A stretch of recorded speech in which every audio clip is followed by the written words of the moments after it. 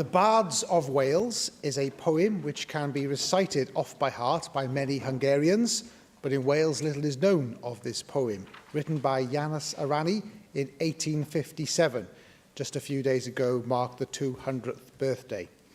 After refusing to write a poem celebrating the Emperor of Austria, Franz Joseph, following a failed revolution in 1848 against the empire, Janos wrote The Bards of Wales, which recounts a legendary story of rebellion at which 500 Welsh poets were slaughtered by King Henry I at Montgomery Castle after they refused to sing his praises as their conqueror.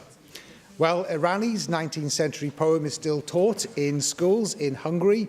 Many living in Montgomeryshire and across Wales have never heard of it, so I'm pleased to spread the word today.